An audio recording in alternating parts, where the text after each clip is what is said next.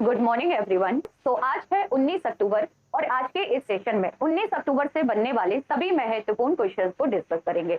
अगर आप किसी भी एग्जाम की तैयारी कर रहे हैं तो ये क्लास आप सभी के लिए बहुत ही महत्वपूर्ण रहने वाली है। तो एक बार आप सभी क्लास को शेयर कर देंगे। तो चलिए डिस्कस करते हैं। सबसे पहले नजर डालते हैं आज की महत्वपूर्ण सुर्खियों पर। ज्योति यारा जी ने महिलाओं की 100 मीटर बाधा दौड़ में रचा इतिहास। ऐसा करने वाली बनी पहली भारतीय एथलीट। श्रीलंकाई लेखक सेहान करुणातिलक को उनके उपन्यास 7 मून्स ऑफ माली अल्मेडा के लिए मिला बुकर पुरस्कार 2022। इजराइल और लेबनान समुद्री विवाद पर ऐतिहासिक समझौते पर हुए सहमत। हैदराबाद ने जीता वर्ल्ड ग्रीन सिटी का खिताब। रेल मंत्री ने भारत के पहले एल्यूमिनियम फ्रेट रैक का किया उद्घाटन। T20 विश्व कप में डेब्यू करने वाले सबसे युवा खिलाड़ी बने आयान खान। बंधन बैंक ने सौरभ गांगुली को नियुक्त किया अपना ब्रांड एम्बेसडर।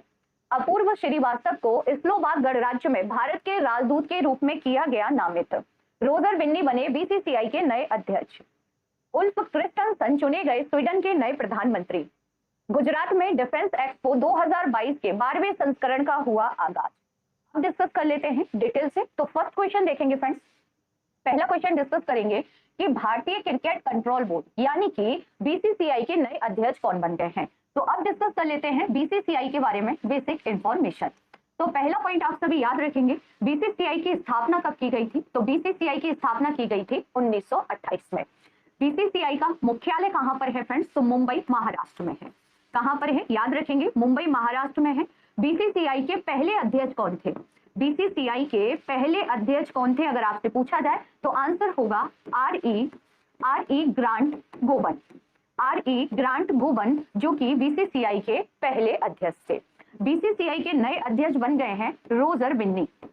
नाम याद रखेंगे फ्रेंड्स, आगामी परीक्षा के लिए ये नाम बहुत महत्वपूर्ण है। तो रोजर बिन्नी बन गए हैं बीसीसीआई के नए अध्यक्ष। और इन्होंने किसका स्थान लिया है। तो इन्होंने स्थान लिया है सौरभ गांगुली का। तो बात हो गई अध्यक्ष की। उपाध्यक्ष किसे बनाया गया है। बीसीसीआई के उपाध्यक्ष कौन बने हैं फ्रेंड्स। तो याद रखेंगे आप सभी, राजीव शुक्ला को बीसीसीआई का उपाध्यक्ष बनाया गया है। बीसीसीआई के सचिव कौन है। तो बीसीसीआई के सचिव हैं जय साहा। बीसीसीआई के सचिव कौन है फ्रेंड्स, याद रखेंगे जय साहा है। अरुण धूमल ये कौन बने हैं फ्रेंड्स। तो ये बनाए गए हैं आईपीएल के अध्यक्ष। आईपीएल के अध्यक्ष अगर मैं आपसे पूछूं तो कौन बनाए गए हैं फ्रेंड्स। तो याद रखेंगे आईपीएल के अध्यक्ष बनाए गए हैं अरुण धूमल। तो 3 पॉइंट आपको याद रखने हैं। बीसीसीआई के पहले अध्यक्ष कौन थे, आर.ई. ग्रांट गोवन थे। बीसीसीआई के नए अध्यक्ष बनाए गए हैं रोजर बिन्नी जिन्होंने सौरभ गांगुली का स्थान लिया है। बीसीसीआई के सचिव हैं जय साहा। बीसीसीआई के उपाध्यक्ष बनाए गए हैं राजीव शुक्ला। अब आप लोग बताइए राजीव कुमार कौन है वर्तमान में। राजीव कुमार किस पद पर हैं, इसका आंसर आप सभी कमेंट्स बॉक्स में देंगे। चलिए आगे बढ़ते हैं फ्रेंड्स। रोजर बिन्नी को आप सभी पिक में देख सकते हैं जो कि बीसीसीआई के अध्यक्ष बन गए हैं।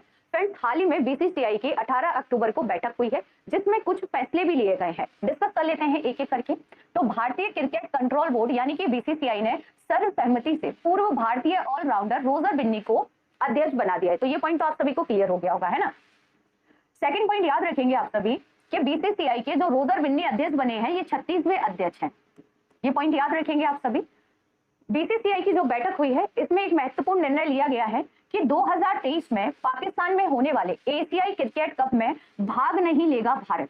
2023 में एशियाई क्रिकेट कप कहां पर होने वाला है, पाकिस्तान, जिसमें भारत भाग नहीं लेगा, ये निर्णय लिया गया है। और महिलाएं आईपीएल को भारत में शुरू करने का भी फैसला किया गया है। यानी कि महिला आईपीएल जो कि भारत में शुरू करने का निर्णय भी इस बैठक में लिया गया है। वार्षिक आम बैठक में पहली महिला आईपीएल को भी मंजूरी दी है जिसमें 5 टीमें शामिल होंगी। फ्रेंड जो महिला आईपीएल भारत में होगा इसमें 5 टीमें शामिल होंगी। यहाँ आपको क्लियर होगा 5 टीमें इसमें शामिल होंगी। और इसे मार्च 2023 में दक्षिण अफ्रीका में 26 फरवरी को समाप्त होने वाले महिला T20 विश्व कप यानी कि याद रखेंगे आप सभी महिला T20 विश्व कप 2023 में कहां होने वाला है। तो दक्षिण अफ्रीका में होने वाला है। फ्रेंड्स महिला T20 विश्व कप के ठीक बाद आयोजित किया जाएगा, ये फैसला लिया गया है बीसीसीआई के द्वारा। तो ये कुछ महत्वपूर्ण निर्णय है जो बीसीसीआई ने अपनी बैठक में लिए हैं, ये आप सभी याद रखेंगे। अन्य पदाधिकारी के बारे में डिस्कस कर लेते हैं। सचिव जय शाह याद रखेंगे, उपाध्यक्ष राजीव शुक्ला। कोषाध्यक्ष किसे बनाया गया है। तो आशीष सेलार को बनाया गया है कोषाध्यक्ष। संयुक्त सचिव के तौर पर नियुक्त किया गया है देवजीत सेकिया को। और आईपीएल के अध्यक्ष बनाए गए हैं अरुण धूमल।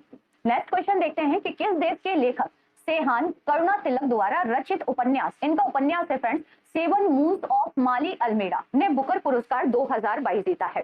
अगर आपसे पूछा जाए कि बुकर पुरस्कार 2022 किस उपन्यास के लिए दिया गया है, तो उपन्यास का नाम याद रखेंगे seven moons of Maali Almeida. ये उपन्यास किसका है, तो ये श्रीलंकाई लेखक हैं जिनका नाम है सेहान करुणा तिलक। कहाँ के हैं फ्रेंड्स ये, तो ये श्रीलंका के हैं जिन्हें बुकर पुरस्कार से सम्मानित किया गया है 2022 के। फ्रेंड्स याद रखेंगे बुकर पुरस्कार और अंतरराष्ट्रीय बुकर पुरस्कार ये दोनों अलग अलग हैं, तो आपको कंफ्यूज नहीं होना है, डिटेल से आगे डिस्कस करेंगे। तो सबसे पहले सेहान को आप सभी पिक में देख सकते हैं और ये पुरस्कार जीतने वाले दूसरे श्रीलंकाई बन गए हैं। पुरस्कार इन्हें किसने दिया है, तो यूके की पटरानी कैमिला द्वारा इन्हें पुरस्कार दिया गया है। यानी कि इन्हें जो ये पुरस्कार दिया गया है वो कहां पर दिया गया है, तो यूके में दिया गया है। ये पॉइंट आप सभी याद रखेंगे। अब डिस्कस कर लेते हैं बुकर पुरस्कार के बारे में, फिर इसके बाद डिस्कस करेंगे अंतरराष्ट्रीय बुकर पुरस्कार के बारे में। तो पहले जानेंगे बुकर पुरस्कार। तो फ्रेंड्स बुकर पुरस्कार जिससे पहले मैन बुकर पुरस्कार भी कहा जाता था, पहले इसे किस नाम से जानते थे, तो मैन बुकर पुरस्कार के नाम से इसे जानते थे। याद रखेंगे आप सभी। स्थापना की गई थी 1968 में, लेकिन पहली बार यह पुरस्कार दिया गया था 1969 में। स्थापना 1968 में होती है और पहली बार जो पुरस्कार दिया जाता है वो आपका 1969 में दिया जाता है। और पहली बार यह पुरस्कार दिया जाता है पीएस न्यूबी को इनके उपन्यास के लिए, इनकी कृति के लिए जिसका नाम है समथिंग टू आंसर फॉर के लिए इन्हें पहला बुकर पुरस्कार दिया जाता है। कितने भारतीयों को बुकर पुरस्कार अब तक मिल चुका है, नाम देख लेते हैं एक बार। तो पहली भारतीय है अरुंधति राय, जिन्हें the God of small thing के लिए, फ्रेंड्स याद रखेंगे इनकी कृति the God of small thing के लिए इन्हें 1997 में यह पुरस्कार दिया गया था। इसके बाद 2006 में किरण देसाई को यह पुरस्कार मिला है। फिर 2008 में व्हाइट टाइगर के लिए यह पुरस्कार अरविंद अडिगा को दिया गया है। तो ये कुछ भारतीय हैं जिन्हें बुकर पुरस्कार से सम्मानित किया जा चुका है। खासकर पहला नाम आप याद रखेंगे क्योंकि हो सकता है आपसे एग्जाम में पूछ लिया जाए। अब डिस्कस कर लेते हैं अंतरराष्ट्रीय बुकर पुरस्कार के बारे में, जो कि गीतांजलि श्री को दिया गया है 2022 का।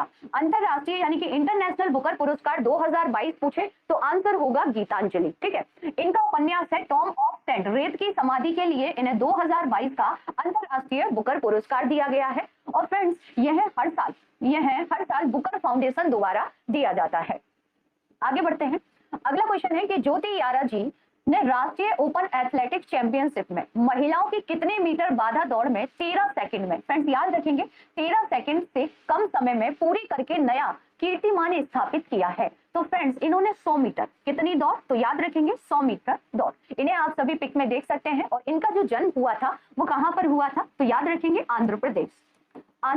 और इन्होंने यह कीर्तिमान कहां स्थापित किया है, यानी कि ये जो रिकॉर्ड इनके द्वारा बनाया गया है वो कहां पर बनाया गया है, तो बेंगलोर में राष्ट्रीय ओपन एथलेटिक्स चैंपियनशिप में इन्होंने यह कीर्तिमान हासिल किया है।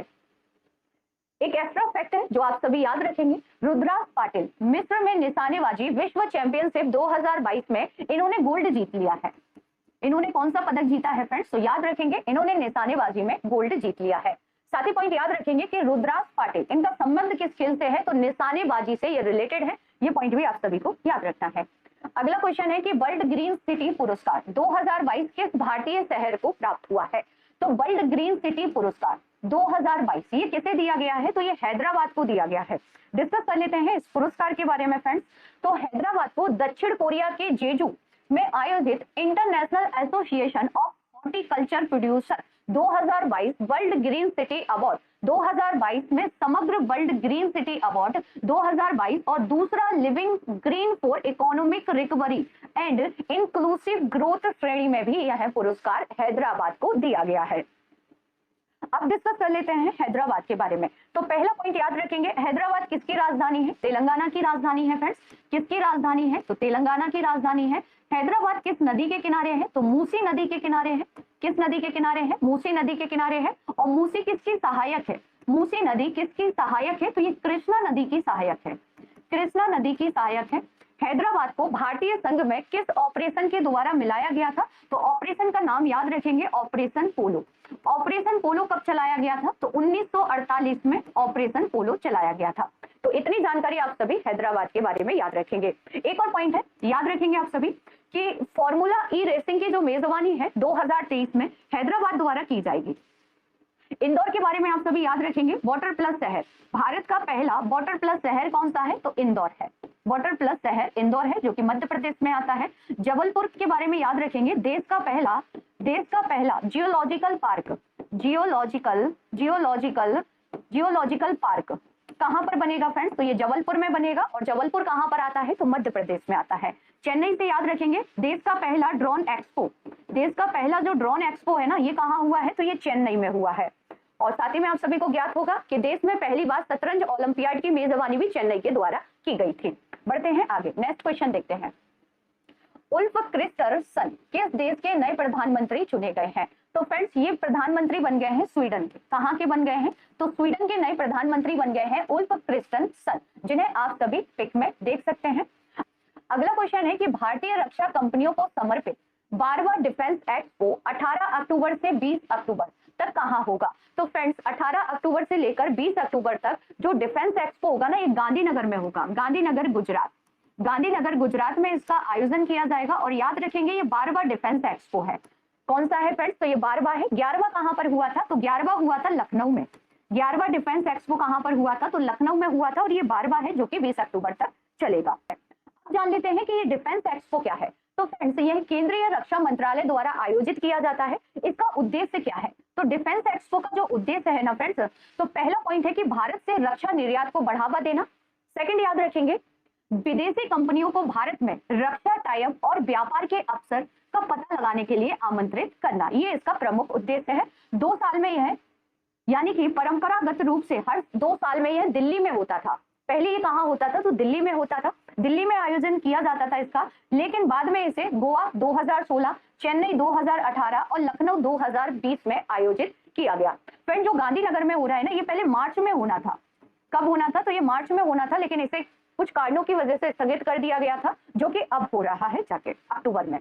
अगला क्वेश्चन है कि भारत के पहले एल्यूमिनियम फ्रेट रैक का उद्घाटन कहां किया गया है? तो ये किया गया है भुवनेश्वर रेलवे स्टेशन पर। कहां पर किया गया है? तो भुवनेश्वर रेलवे स्टेशन पर इसका उद्घाटन किया गया है।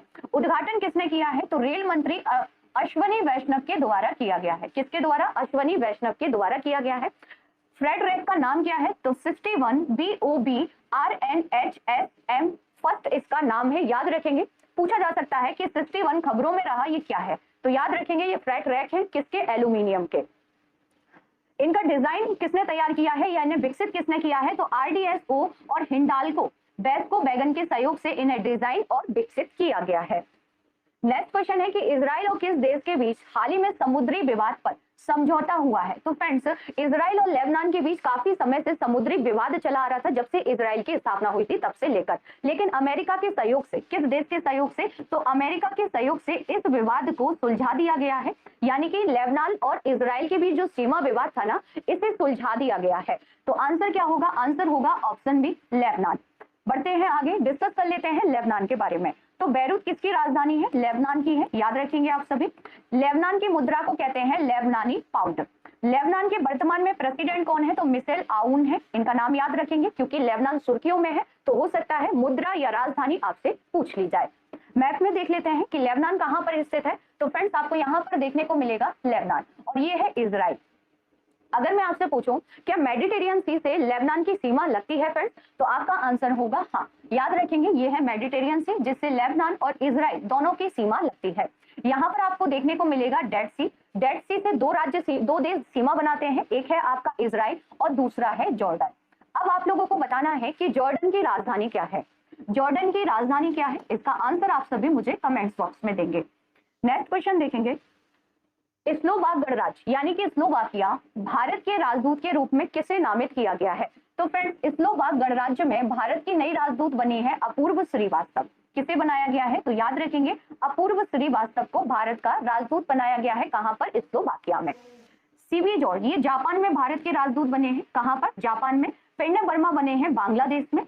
कहां पर बने हैं फ्रेंड्स? याद रखेंगे बांग्लादेश में। और प्रदीप कुमार रावत कहां पर हैं भारत के राजदूत? तो ये चाइना में है। आगे बढ़ते हैं तो डिस्कस कर लेते हैं स्लोवाकिया के बारे में। तो पहला पॉइंट याद रखेंगे, स्लोवाकिया कहां पर आता है? तो ये यूरोप महाद्वीप में आता है। यहां पर आप देख सकते हैं इसकी लोकेशन, ये है स्लोवाकिया।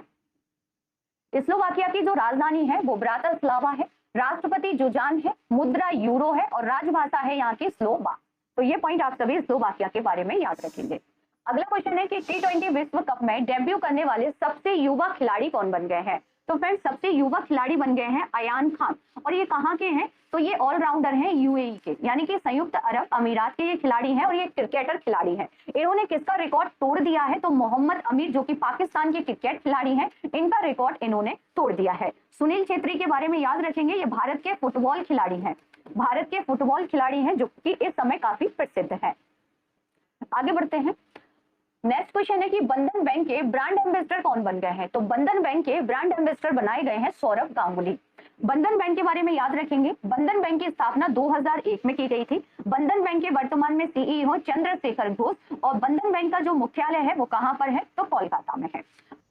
कल की क्लास में आपसे जो क्वेश्चन पूछे गए थे उनके आंसर एक बार डिस्कस कर लेते हैं। किस कंपनी ने भारतीय रुपया आधारित क्रिप्टो बाजार के प्रदर्शन को मापने के लिए भारत का पहला क्रिप्टो इंडेक्स लॉन्च किया है? तो ये कॉइन स्विच कुबेर के द्वारा लॉन्च किया गया।